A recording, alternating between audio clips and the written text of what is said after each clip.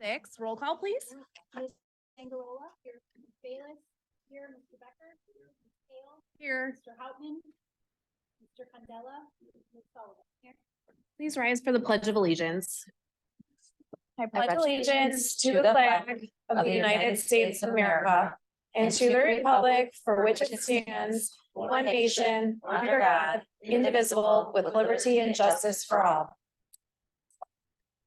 Okay, we now open the floor for public comments on agenda items. Do we have any public comments this evening? Okay, if there being no public comments, then we will move on to presentations. All right, we have a few presentations this evening. We're going to start out with our Diamond Awards. I'm going to ask Mrs. Rosales to please come to the podium. She has nominated all three, right? Okay, all three exceptional staff members for their Diamond Award service.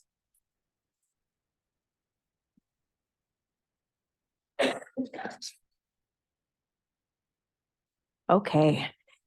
It's no secret that the administrative assistants are the key to keeping our schools running smoothly. Dora, Elizabeth, and Mitzi have outdone themselves so far this year when it came to helping get 5th grade band and choir started this year. We knew it would take more effort this year due to the changes that have been made, but these ladies took charge of helping get information out, making phone calls, working with busing schedules, translating at our informal meetings, and even more behind the scenes work that many people may not have realized that went into making sure that we are able to run our after school performing music programs. The respect and kindness that they have exuded while everyone was navigating this new experience was second to none. And personally, I'm just so glad that they were able to help make everything very smooth with what could have been a very tough start to the school year.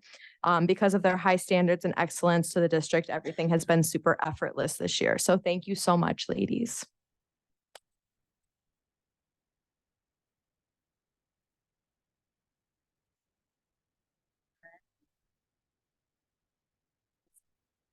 Congratulations.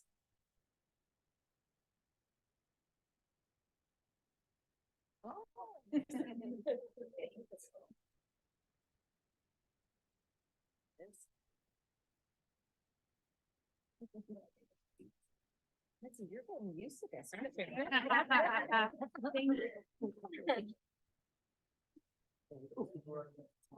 And for our visitors that are new, we give out Diamond Awards at each of our board meetings. When a staff member or administrator nominates staff member, like a staff member or colleague, we're just going above and beyond and really exemplifying the values of Sparkle, which is service, passion, advocacy, respect, kindness, love, equity, opportunity, and nurture. So these three amazing ladies from West Oak Intermediate School front office and West Oak Middle School front office have done a great job, as Bella said, making sure that changes in our band program allowed our students to continue to participate.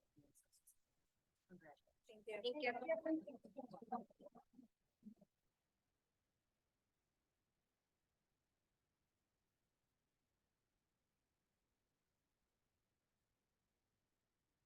And our second presentation of the evening is we have a beloved guest of District 76, Fireman Tony, who is going to announce the winners of the Fire Safety Poster Award. The floor is yours. Dr. Berger, would you like to help him?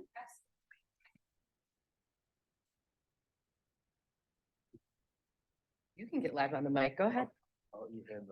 Sure. No problem. And then will the students come forward then? Dylan Burkos.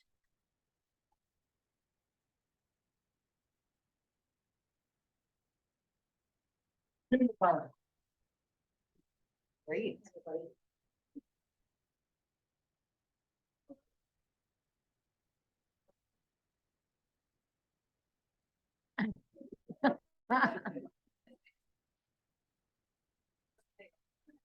Oh, you did such a good job. Congratulations.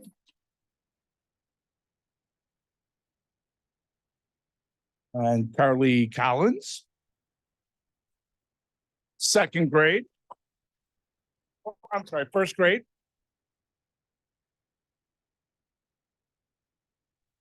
You did such a good Awesome. job. Way to go. Morgan Lane, Congratulations. 2nd grade.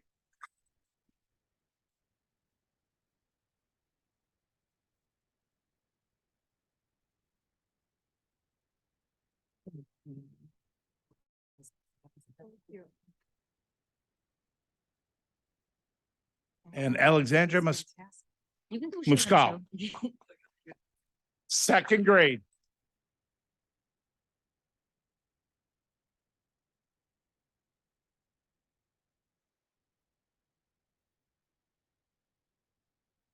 That's awesome. Oh, you did such a nice job. Way to go. And Adeline Tejas from intermediate. And third grade.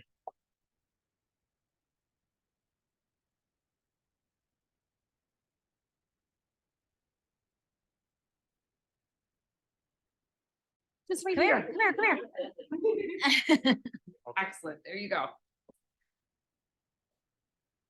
Okay, so firefighter Tony, before you go, there's a couple of things we wanted to tell you, if that's okay.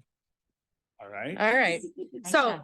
Diamond Lake School students and staff would like to recognize Countryside Fireman Anthony Rodkey, known to all of us as Firefighter Tony. We have the privilege of working with Tony each school year when he steps into our building and provides fire safety and education to all of our students. Tony has been with Countryside Fire Department since 2000, where he serves as the Director of Fire and Life Safety Education and a fire medic. He also serves as a fire apparatus engineer, a fire investigator, a fire prevention officer, a juvenile fire setter intervention specialist, a hazmat technician, a member of Lake and McHenry County Fire Department's hazmat team, and a member of the National Fire and Life Safety Educators Public Education. On May 10th, 2022, you remember this? That was sometime last year. Illinois State Fire Marshal Matt Perez presented Tony with the Fire and Life Safety Award for his extraordinary efforts in fire safety and education at the 29th Annual Illinois Fallen Firefighter Memorial and Firefighting Medal of Honor Awards ceremony in Springfield. Our students love when Tony comes to visit and appreciate his kind and charismatic attitude. He is so much a part of our DLS family. He even jumped in for a photo with Sparkles last month, who is here for him tonight. Tonight, we present firefighter Tony with our District 76 Diamond Award for his passion in educating our students, ensuring the safety of our community, and always sparkling on. We love you. Thank you. Snuck at it. Of course, I thought that. So joining us tonight, we also have a whole crew with us in honor of Tony. We have Fire Chief Smith with us. We have Deputy Chief Eckenacker. I said it, Eckenacker, thank you. And Deputy Chief Hines. Also, we have from the Board of Trustees, Bruce Brown with us here today. And these two just snuck in. So you're like really popular. Oh, fire marshal. Oh, and I'm sorry, and another one. So there you go. Lieutenant Draco. Okay. Paramedic Rubenstein are there. And Sparkles. Thank you for coming. Yeah. And Sparkles. Right. Thank you. Everybody's here for you. Yes, congratulations. Thank you. Thank you for everything. Very nice advice. Thank you. Say a few words if you'd like. Just say a few words. Thank you very much. It's a great honor.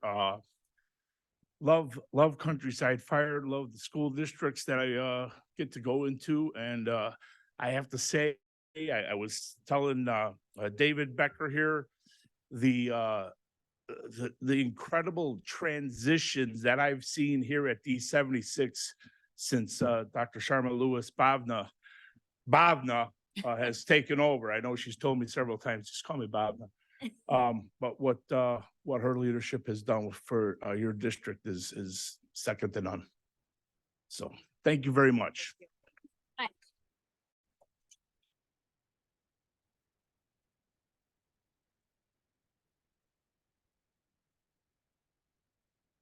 Can we take a picture with you? All right. Of course. Absolutely. Visitors, friends and families, thank you so much for coming. We also have another exciting presentation in the rest of our board meeting. You're welcome to stay, or I know it gets late and people are getting ready for school tomorrow. But we do have a construction and facility update that we're going to be sharing that I know Mr. Thibodeau and Mr. Rogers will. But Sparkles, please stay for Mr. Rogers and Mr. Thibodeau. Yes. All right. Yeah, we'll do photo ops. You guys get all set up.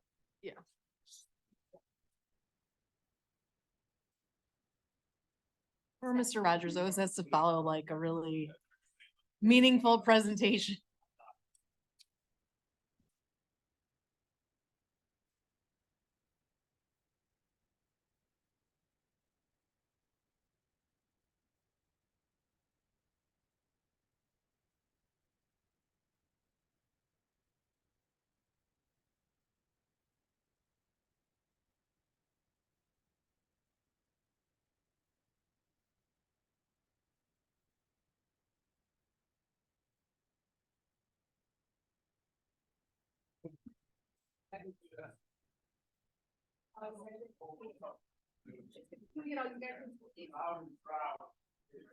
Of course.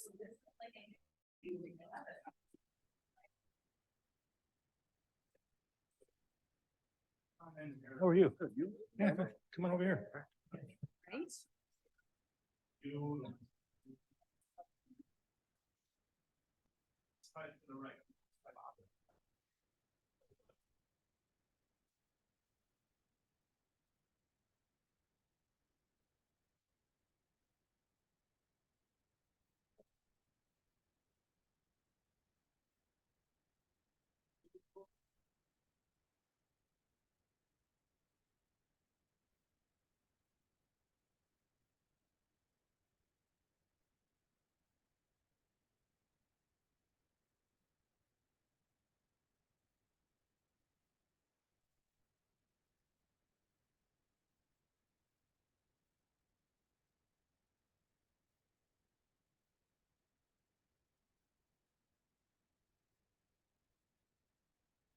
Don't forget your diamond, Tony. Thank you.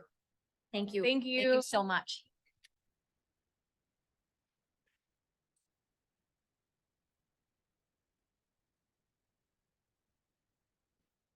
I'm sorry. I don't think anyone's staying.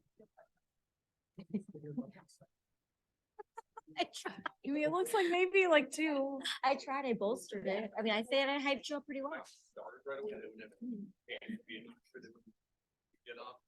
Then they would have to like sneak out. They need to stop, drop and roll their way out. And then, Beautiful. oh, that's cute. Mitzi, you could have brought in both. She didn't want to show off. How nice that looks.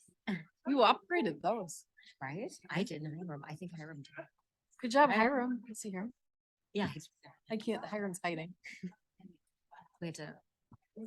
That's a great shot. They look really cute.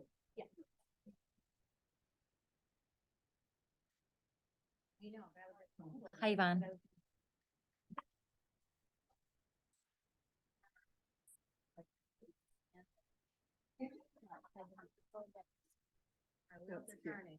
And we did a headshot of Sparkles too.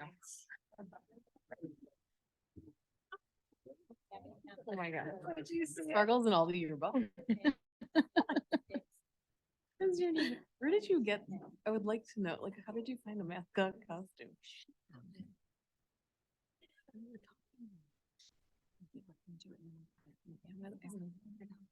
Oh, that's like reasonable.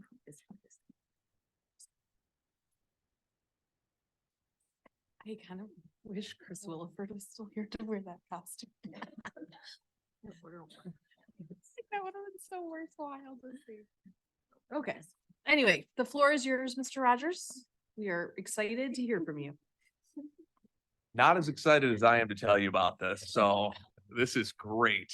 And that was very cool to see Firefighter Tony there. So I have Chris Thibodeau with us. He's our facilities director, who is I've been very excited to bring him to the board meeting to kind of be the expert in all of our topics here. If you have any questions, we can go on. We got probably till 8 o'clock. So if you guys want, whatever you want to learn about this stuff, very excited. So it's construction and facility update. This is going to go over some of the projects that we did last summer and some of our future projects that we have. And then we're building our 5-year facility plan that we're going to present to you in a future meeting. And we're going to present you some potential projects for that and solicit some feedback. So to start, Chris is gonna update, summer 2023. All right, well, we started everything, we'll start at Diamond Lake. We updated the playground, so we have a play structure that fits the pre-K program. We had a shelter built that was generously donated by Dave Brask, the neighbor over here. He's the one who does all our planners all over the place. He's always over here fixing them. So we really appreciated that. The camera system, that was district-wide. We did both buildings. What's cool about the cameras is they're really tailored to what we need them for, which is safety, security. We can send out a link to anybody, so first responders, firefighters, and they can get a live feed of our buildings, like right there, that they can keep for, I think it's up to 4 hours. So that was really exciting. We took that out of the SVPP grant, the School Violence Prevention Grant.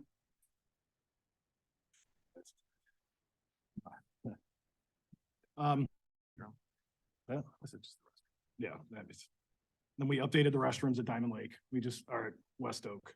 We just new flooring, updated vanity, new lighting, paint, just freshen it up a lot because, they can get kind of dank. We did all that in-house, so that was all locally funded and labor was done by us. Right. Oh, and the service road, we redid that, but that's not fun. Yeah. It is for anybody who's having drove back here. So, so with our summer 2023 projects, some of these had to bleed into fall, and I'll show you some summer 2024 projects as well. There've been some long lead times on some of our big initiatives. So at district-wide, we're going to be doing a door rekeying project and replacement project. So that's also funded by the School Violence Prevention Program grant. This is going to replace all of our antiquated doors at West Oak. So with our facility work that we did, classroom renovations, libraries, we were able to place a good majority of our doors. We still missed the band wing and then the front office at the middle school. So it'd be nice to have uniform doors. And most importantly, we're going to work on a keying hierarchy. So this will collect all the staff keys that they have. They've been floating around for 20, 30 years. So now we're going to have a master key system where there's only certain keys can get into certain classrooms, things like that. So it'll just help improve our safety and security offerings. One of the other beautification projects we're looking to do is the feature wall here in the cafeteria at Diamond Lake. So they have right now it's currently a chalkboard wall. And just like we did the sparkle wall here, Dr. Berger was able to get a bunch of, impactful words from the students at Diamond Lake. And it's going to be a nice little mural that we'll have. So we were able to do that relatively inexpensively. And at the middle school, we were able to do, this is gonna be a parking lot light addition project. So we want to help again with our camera system additions. We want to make sure we're getting a lot of light outside for, some of the areas we might have seen vandalism in the past. So not only we'll have cameras, we'll also have high impact LED lighting outside. And then the district office and the intermediate school are going to have our flooring replaced that was placed a couple of years ago. And this is going to match all the classroom flooring that we have. And last, we're adding some additional benches outside. So the students and people that are going to be taking advantage of the soccer fields and things have a place to sit. Now we'll talk about summer 2024. Well, we're going to start with the chimney repair here. We were originally going to do that over last summer, utilizing the 50/50 grant. But timeframes and just bad pricing kind of led us to, we'll see cost savings for moving it out until this summer. With that, we're going to update all the outdoor grills that are kind of beat up and rusted out. Just a new fresh look on the outside of the building. We're going to be updating the building automation system, mainly at Diamond Lake to start with. It's replacing all field controllers and all sensors, and it's going to take, it's taking our antiquated building automation system and make it into like an open source. So that open source means that we can pretty much plug and play with anything that has BACnet capabilities, which is pretty much everything now. So that's exciting. At West Oak, we were talking about updating the West Oak the band classroom. So that would be updated casework for all the instruments, new paint, new furniture all around, and just new acoustical panels, everything just to bring it up, because that hallway was kind of neglected with the other rounds of renovations that we've done. So they have the new ceiling and the mechanical pieces. Now we just want to bring it alive because everybody loves that program. So I think that's something. that's really worth doing. Parking lot, so, Yeah. Okay, all right. Then for future project considerations, we've worked as a DLT on just identifying some of our wish list type items. So these are items that we're gonna budget out, price out, and at least have a sense of how we're gonna spend some of our future local funds. So with the sale of Fairhaven and some of our other locals transfers we've done, we have a little over $4 million that we can use for future facility work. So we want to make sure we're pricing everything out and we can present kind of an a la carte menu when we develop our 5-year facility plan, and we could prioritize projects in there. So when Chris and I work as a team here, it's always about, let's identify a project, let's identify cost, and then we'll see where it falls in the hierarchy of importance here. So the track at West Oak campus here was one project that could impact a lot of our students that we have and support one of our programs. A courtyard project at West Oak Intermediate. That's really our only space besides the band room that's been that's able to be renovated, whether they're doing a building addition. Building additions are very expensive. Renovations are a little bit less. So we're gonna price out what that would be looked at as being a library multi-purpose space. Another multi-purpose space would be in between the two buildings. So in between Intermediate and West Oak Middle, there's that like court, little concrete area that we can kind of turn into almost like an outdoor learning space. Whether that's like a patio, umbrellas, some place where staff and students can interact. Some cafeteria enhancements over at Diamond Lake here. This may just be the way we reconfigure and do a little beautification on the way the cafeteria looks. You know, it's an elementary school cafeteria. We want to make it more of a fun space and kind of what it looks like now. But, you know, most importantly, we want to think if there's any future considerations the board would like us to price out. So while we're developing this 5-year facility plan, would love if you guys have any things that, you know, maybe on your list, you could send me an email, give me a call. We can kind of work through some of those wish list type items, but we're really just trying to hit what our most impactful programs are. So band, a lot of students participate. You know, the track could support PE, things like that, and our after school activities. So trying to get a lot of bang for our buck because $4 million goes pretty fast. So any questions about the project we've done or anything that is planned for the upcoming summer? Yeah. I just have one comment. You mentioned that the lighting at the West Oak campus parking lot, which is definitely needed, is going to be upgraded. Is there anything as far as the houses that like face Acorn?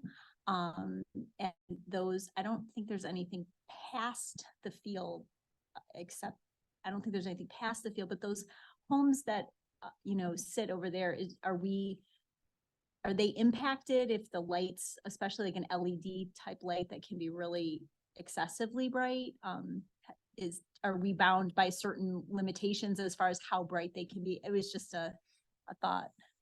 It's a great question. And yeah, that's one of the items we consider because last we need is to throw floodlights in. So yeah, Chris, you got a little more. They're LED, they're long throw, but they're kind of diffused on top to keep from blinding the people. I mean, that was a consideration when we were looking into upgrading them. And, you know, the ones on the side, on the north side of the building, they can turn slightly, so then they won't impact anything but the field. And the nice thing about these new cameras is we don't really lose anything with that because they pick up low light really, really well. So it's somewhere the community is always on our mind when we talk about doing stuff outside. So, yep. Yeah, and we'll also be adding 2 additional light posts by the maintenance building. So right now there's nothing there. So when the PTO wants to do their, you know, back to school bash, things like that, we've got to bring in a lot of outside lighting. This will allow us to, you know, to house these events and really like what Chris said, the low throw lights. So it doesn't shine out, it shines, you know, down and across. So great question though.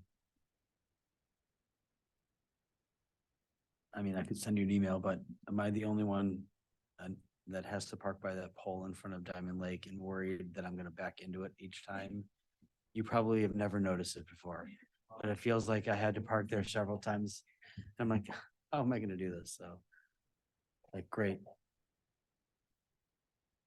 Yeah, so yeah, that's one of the ones we looked at is as far as a light replacement. So when we got our initial quote back, it was you know, pretty cost prohibitive because we have to tear out underneath and replace the parking lot. So we were talking about whether there's sections of the parking lot that we may need to replace in the future. If we do, that's the perfect time to do it. So we can kind of get to that low voltage wiring. It's pretty bad. So, you know, we are going to do some concrete work around these light posts and just kind of beautify them and have, you know, repair a lot of the damage that's probably been done over the years, but it's definitely on our list. We may not be on this list with the funding we got, but it'll definitely be on a future one, if not this one.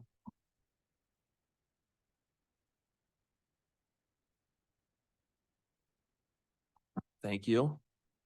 I just wanted to say on behalf of the board, thank you both, because I feel like every time we get a facility update, we're completely impressed with all the work that you've done. We're completely impressed with how you've been able to keep so many things in-house and have done things creatively and really have made the most of our money. So I just wanted to thank you both on behalf of the board and say that we really appreciate it. And I'm sure the kids and the staff do as well.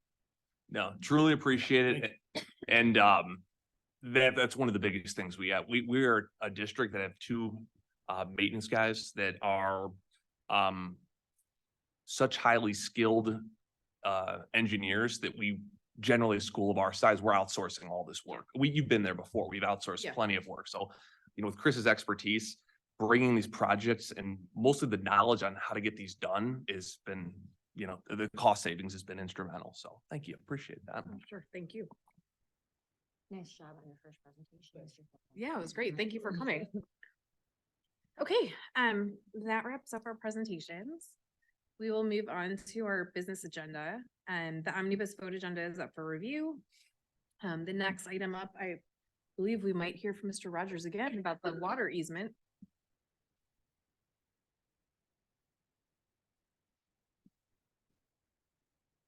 You want to talk about the water easement? Aren't you glad you came? Yeah. I know, he's like, Well, lots of presentations. Lake County Public Works has been looking for a solution to failed water samples pretty much around that entire community, including us. Because I mean, they slightly treat our water now. So the idea was that they would create a community well because we're a non-community well. And we're going to use ours in this new well house to bolster it. And then in turn, we get treated water. So it eases some requirements that we have to have through state testing and federal testing. So what they're proposing is putting an easement, well, taking a new easement and building a new well house. I think generally it's a great idea. I mean, they're gonna do it to match the building as best they can. It's gonna look like it's meant to be there. But that we just had to give up a small amount of our service road for them to have this. But there's some added benefits with it that they're offering to upsize a generator that we could utilize. Our cost, I think, would be just getting it to the building, and maybe if we have to upsize it too much, we might have to incur some cost on that. But generally, I don't see an issue with it at all. I think that it helps our community and us at the same time. I think it's a win-win for everybody. Yeah, the generator is something that's going to be amazing to have capabilities of that. So what we do is we tie in our, what do you call them, a critical infrastructure. And so our just basic lighting, heating, things like that. So we have a history of having brownouts in the past, and this would prevent us from, you know, having to have any interruption to learning. That's great.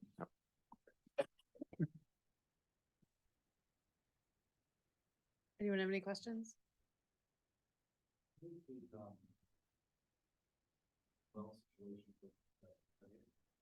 They're all on non-community wells. They have independent wells around. And then the county, I don't know the exact number of them that they own that are in there that they supply to the houses, but it's just, it was put in so long ago, it's just crumbling infrastructure and no. Some are, but not all of them. I could get a full count for you if you need it. Okay. Yeah, they wanted to tie us into Lake Michigan water, which would be ideal, but I guess the cost for that, because they would have to bore under 60, and then with all the other work that they're trying to do with that bypass, I just think that the county's not willing to incur that cost.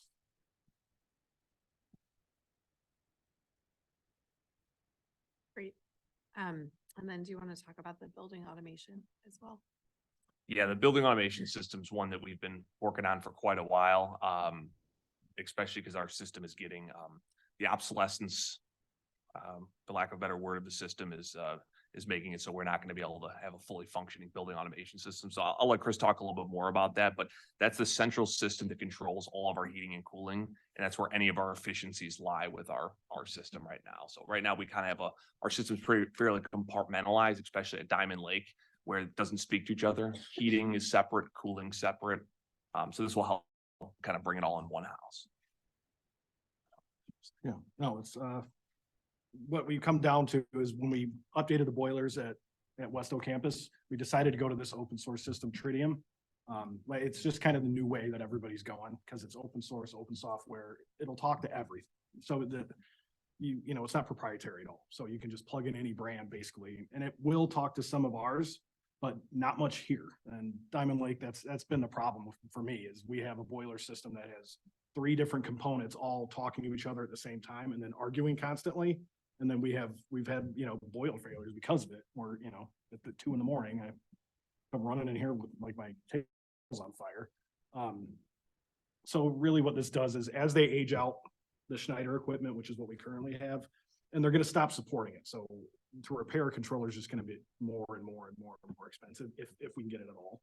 And we can't rely on that moving forward. So we would go to this open source system, and we start here because it has the biggest impact because of the things that don't talk to each other. And that's like our critical systems, as well as all our boilers and our new chiller and like the new events, the capabilities they have to just save us money on utilities, period.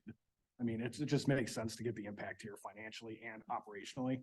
So that's. Yeah, and that's the nice thing, is that this is gonna give us the ability to measure and track our energy savings.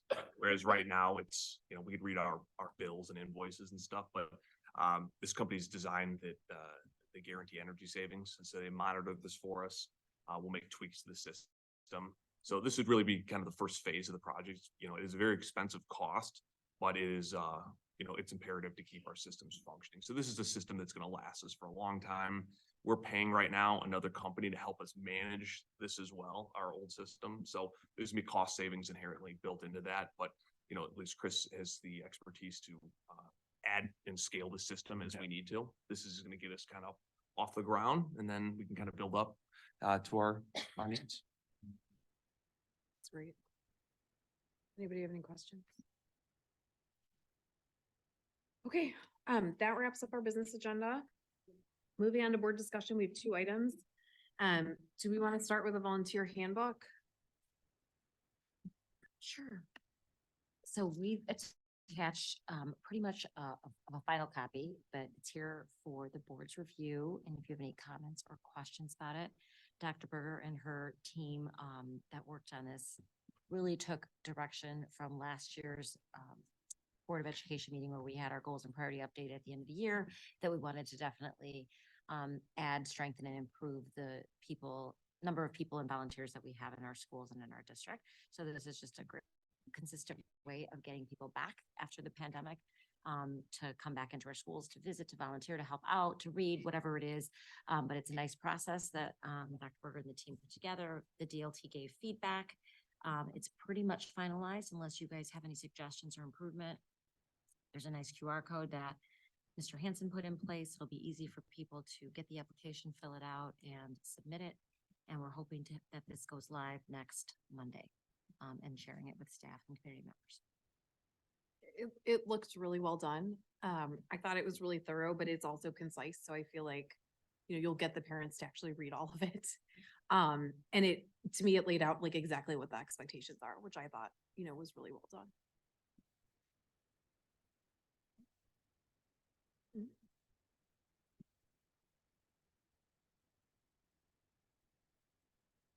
I was just wondering how are parents and teachers going to like connect?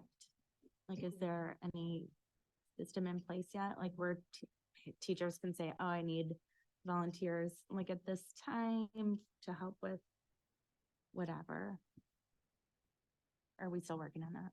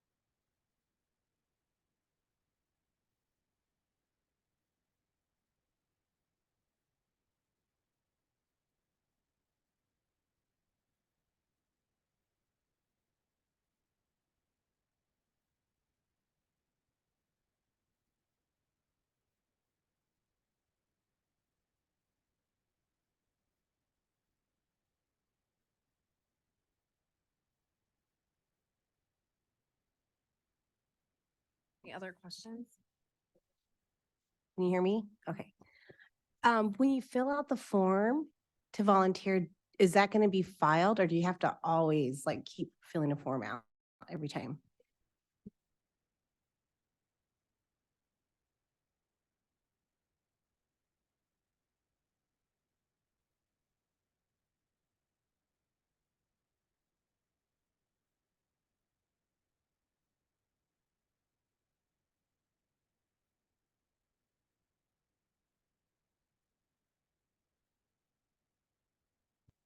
I just have one question. When somebody were to volunteer, is there any system in place to sort of speak to them or give them a call to kind of, again, not review everything on here, but just to see if what they're volunteering to do is the best fit for what their interest is, to just get an idea of, hey, you're really interested in this, you might like to, you know, work in, you know, in the art room, or you might want to do something like that.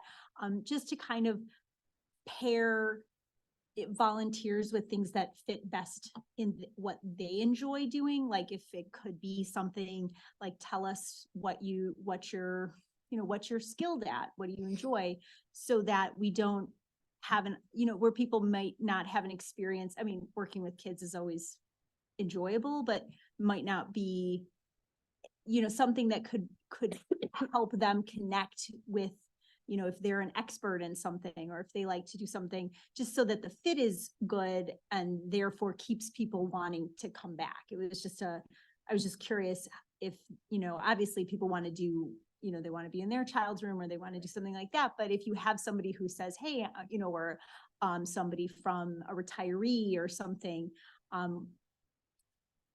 just making sure that the fit is good so that it works well for both the volunteer and the classroom. Yes.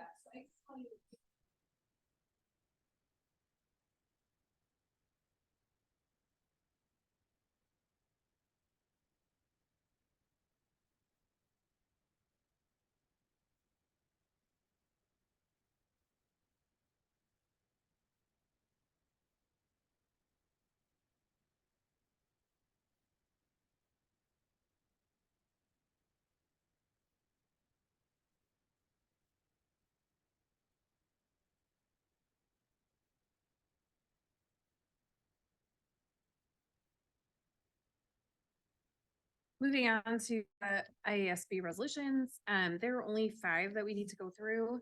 I think we can start discussion tonight and then finish it at our next meeting and kind of decide on our voting. Of the 5, only 2 are recommended to adopt, but I'm assuming they're presenting all 5 because they can be appealed. So I figure we might as well just discuss all 5 and we can start with the first one.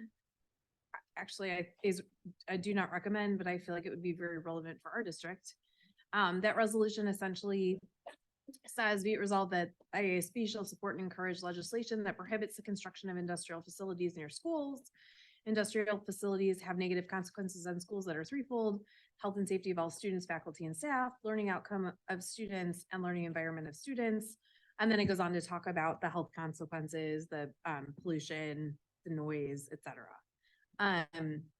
They give a lot of actual factual data, which is nice to support. And then unsurprisingly, IASB disregarded that and just said, do not adopt, and basically said that they think that it would potentially harm small communities. And so that this should just remain under local control. For our district, like we were just talking about with having a well, when we have the industrial buildings, facilities that are built all around us, like we just had the one by Garden Fresh, that potentially could impact the water source here, and no one really polices that. So anyway, my personal feeling on that is I would vote to adopt that because I feel like it has a lot of impact on directly on everybody that comes into the building. And also I feel like the school district itself can't really do much to kind of protect themselves from that. So without any kind of lobbying or support at the state level, the district is in my opinion, is stuck. So I would be in favor of actually supporting that.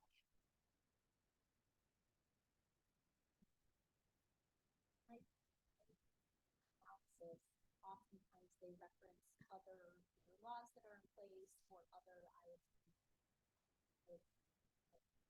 Yeah, things that have already been adopted, and they didn't for this one. So that leads me to, I was concerned about that. Where in the law is there, are there rules about how far school? So that means they're not referencing anything Right. to say it's redundant. relevancy or anything. So, and I agree.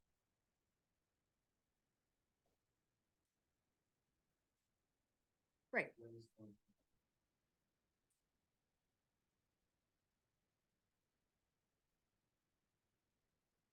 Right. Right. Okay. Moving on to the next one. The next one is school resource officer funding, which they voted. Their recommendation is to adopt. And essentially the resolution is IASB shall request that the Illinois legislature consider legislation providing educational funding to all districts to offset the cost of a school resource officer. Essentially they're talking about, the necessity of increased safety measures due to, an increase in school shootings. And it seems like they think that just having a resource officer would, prevent that. Or would assist with that. And certainly we've seen in similar resolutions that funding is always an issue for some of these communities that are larger and feel like this is their best way to go. Personally, I don't think there's any data that shows that having a school resource officer makes a difference in a school shooting. But I think we've seen that with Uvalde, but what does everyone else think? Mhm.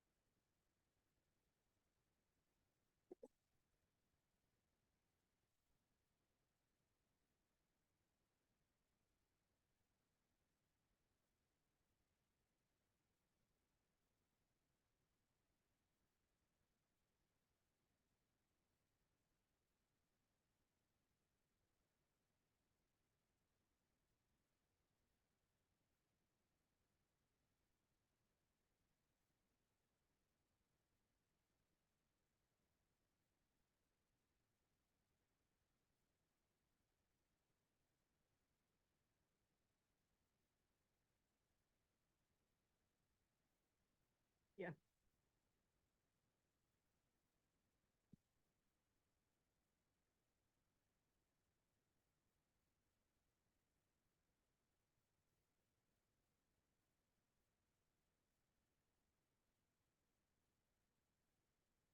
Yeah.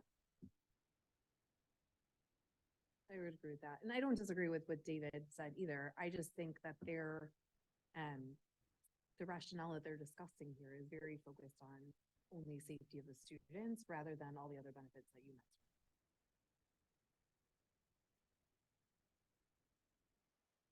And I think John would probably.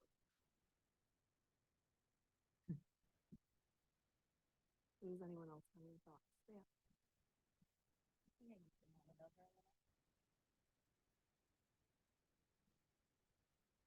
I feel like this will be the resolution that's like contentious. That is my guess.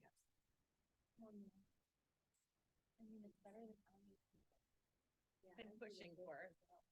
Yeah. Well, this is I feel like this is their other tactic. Yeah.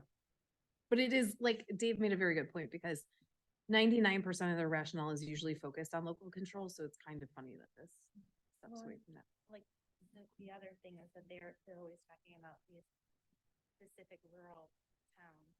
We don't want strict industrial growth around the schools there. Because it would impact those small little schools. But like, one of the other things that they're always pushing for works done in schools because their police officers aren't available. They're always. Yeah. That is more of their focus.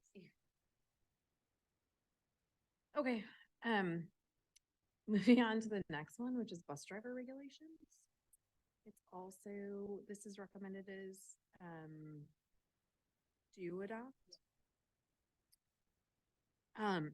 So what they said is the IASB shall support changes to the federal and state school transportation regulations that return licensing requirements and driver training liability back to pre-February 2023 levels at minimum, allow local training and testing for bus driver candidates, and increase the transportation reimbursement rate from the state of Illinois to 100%.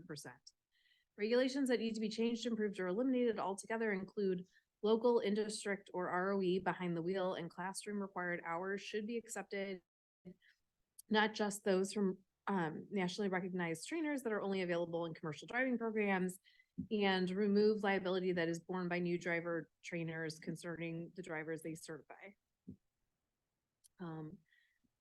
They recommend do adopt. And they say the committee agreed that the bus driver shortage is affecting most school districts and trying to find a way to help alleviate that is important.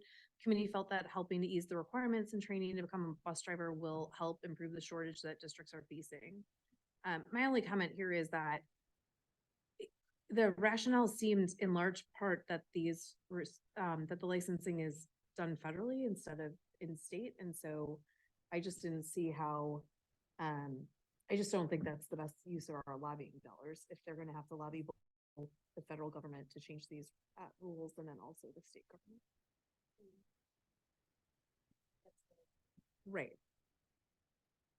In my notes, when I looked at this, my only question was, I read it, making sure it's like, are we somehow dumbing down requirements by doing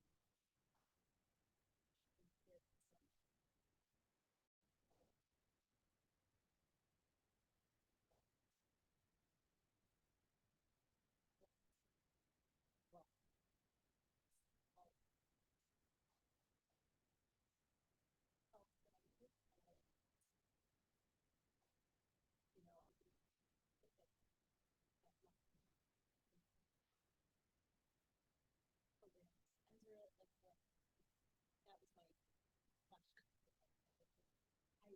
I'm fearful that moving something.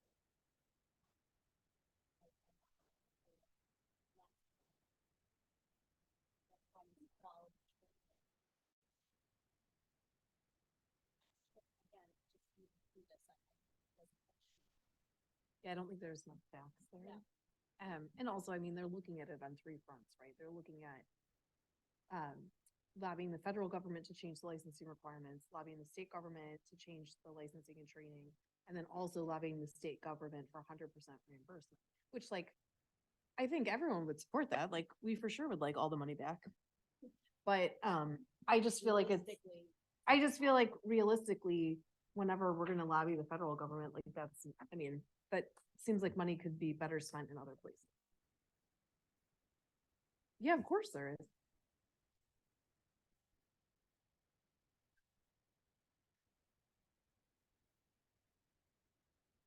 Well, I agree with you. Like, I don't think anyone disagrees with that. Like, like there needs to be a way to address that. I was surprised that they recommended to adopt.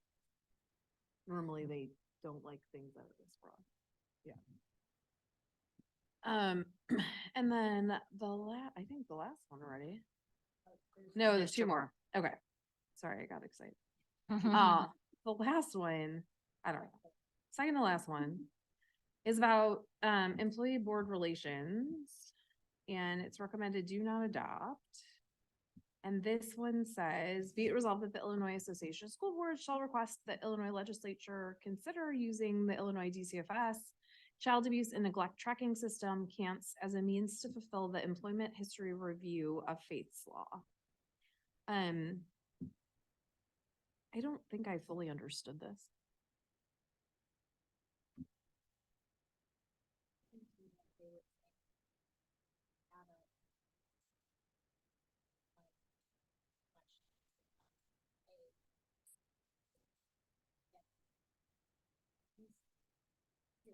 Yeah.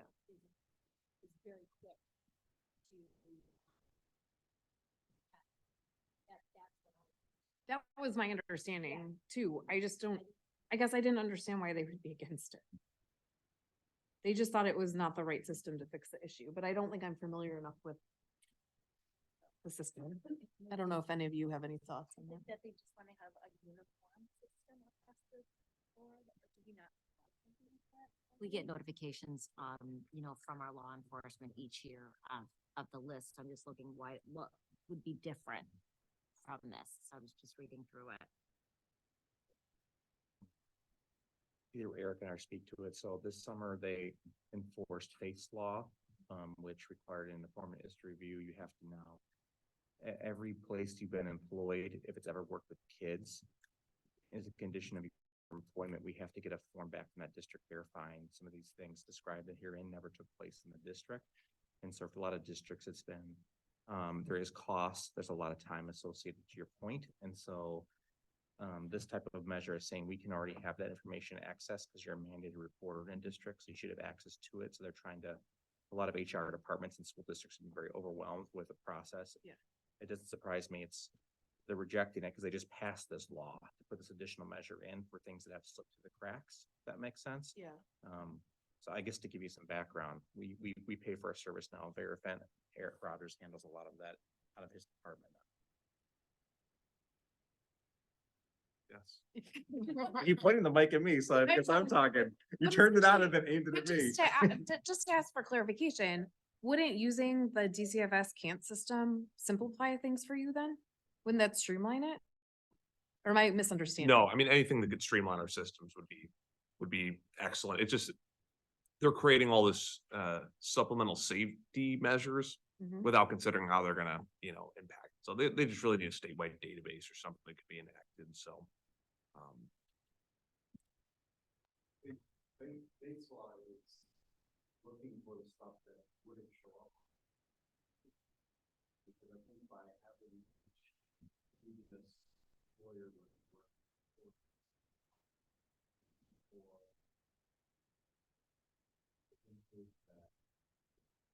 Reported, okay.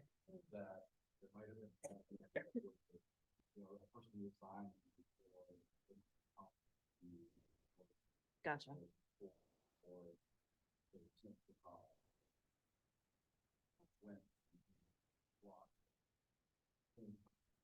Kansas system is basically a background check that wouldn't necessarily cover all those things. But that does.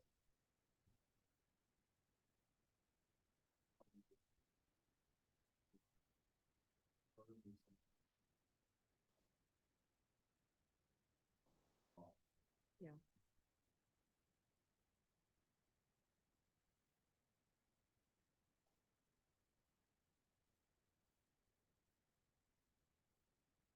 Right.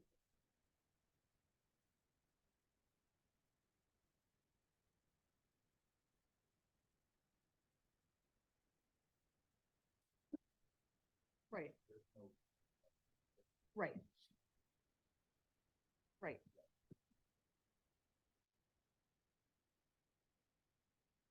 Right.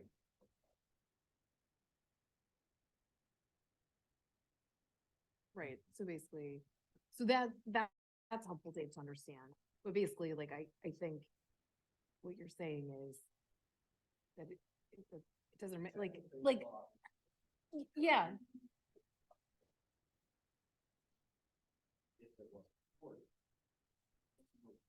Good way to know.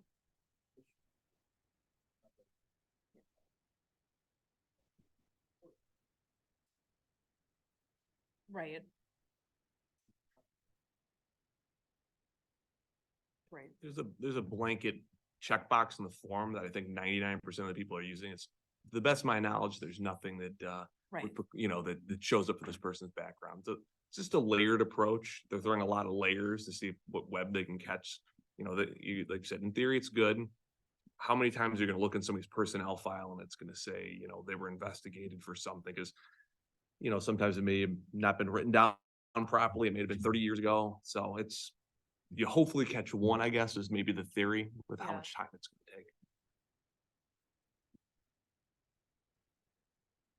Why they got this, yeah. for that reason, because it may allow, time, resources aside, it may allow districts to potentially not do their due diligence. Sure. As far as reaching out, you know, if they, right, if they put that, they Yeah. go back on the system and say, oh, we're doing this, but like Dave mentioned, the whole purpose of it is to look beyond the very obvious. It might open the door to potentially reaching out to these former players. Yeah. And just Yeah, that makes sense. I mean, I also, it sounds like though that the box that you're checking basically is the same. but they're doing it. Yeah, They're at yeah, I least guess. doing it And Yeah. going in and at least saying, oh yeah, this person did work here, or they did, you know, as opposed to just checking it out. Yeah. Okay.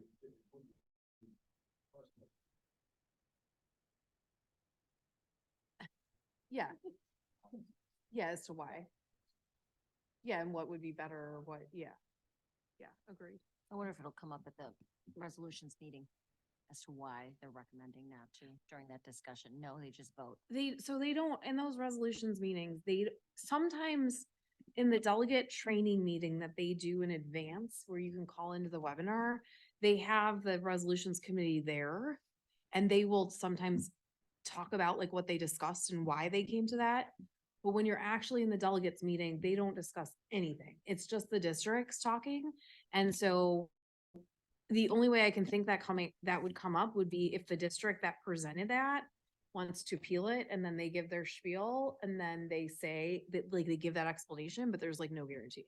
That's why this whole process is really poorly done because you never have all the information. And it would be great if their discussion was public. So you could, there was, you know, it was on the record and you could hear and understand why they were making these decisions, but it's not.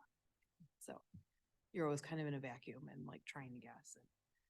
And now that we've been discussing it for a number of years, we can guess like local control, find the, you know, like the more rural districts. Cause you know, and they certainly have very different problems that we do. And they certainly do, you know, have very specific interests they need to look out for, but like that always tends to be kind of the focus.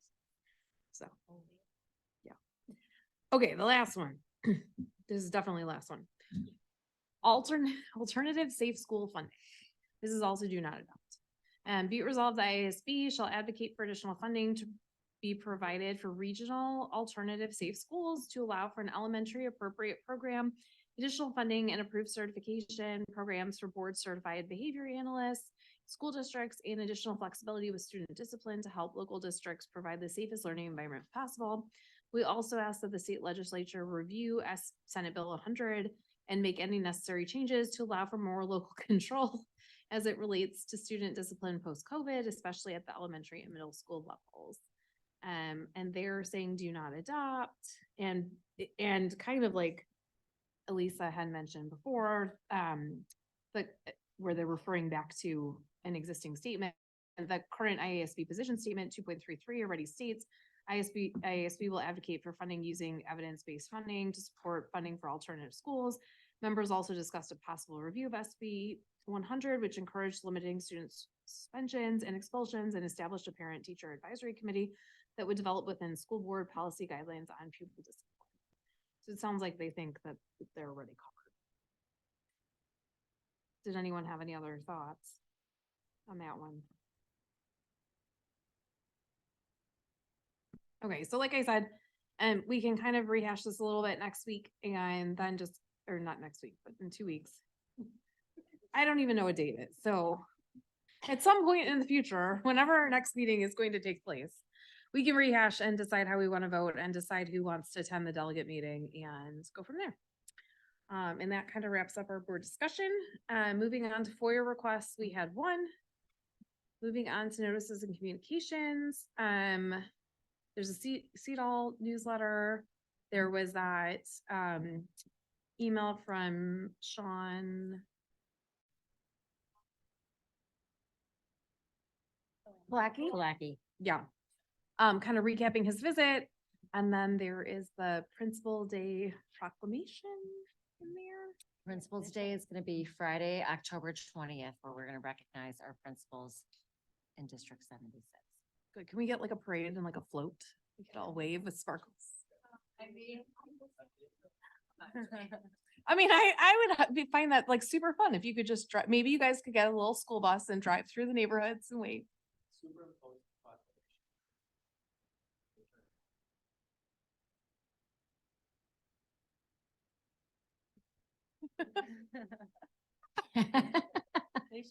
She'll have like a trumpet to do the nice. Very nice. Okay, the District 76 highlights. There's so many good things. Mrs. Rosellis's baby is adorable. Isn't she adorable? She's so cute. I don't know if there's anything you want. No, specifically you it's, wanna highlight. Everything our- was great. Yep, the moment of the month for September, we had our Diamond Edge. Of course, our district dish episode number 4. And then our instruction and personnel monthly update. I know there's a tie between the Diamond Dish and the instruction and personnel monthly update as far as what's the most exciting. So you guys can duke it out. And then the September Sparkle Spotlight was on service. And as you can see, our 3 staff members who the principals nominated for their exceptional service for the month of September. Fantastic. Okay. Moving on to, okay, moving on to public comments and petitions on non-agenda items. Do we have any public comments or petitions on non-agenda items this evening? There being no public comments, we move on to others. All right. Tomorrow, October 11th is also a special day. It's Hiram's 1-year anniversary. So Hiram is always behind the scenes over there. So we want to congratulate you for making it through the year. You know what? The honeymoon is over. And yes, exactly. But I just want to publicly thank Hiram on behalf of the board and the district leadership team. He keeps us all organized, things running smoothly, things sparkling, puts things together.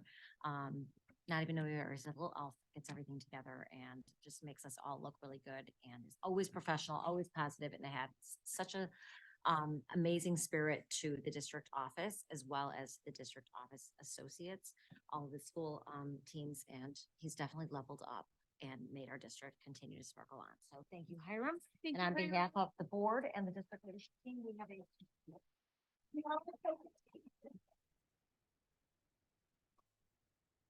Thank you, Hiram. We appreciate you. sort of, right? Okay, and then we can move to adjourn. Could I get a motion to adjourn, please?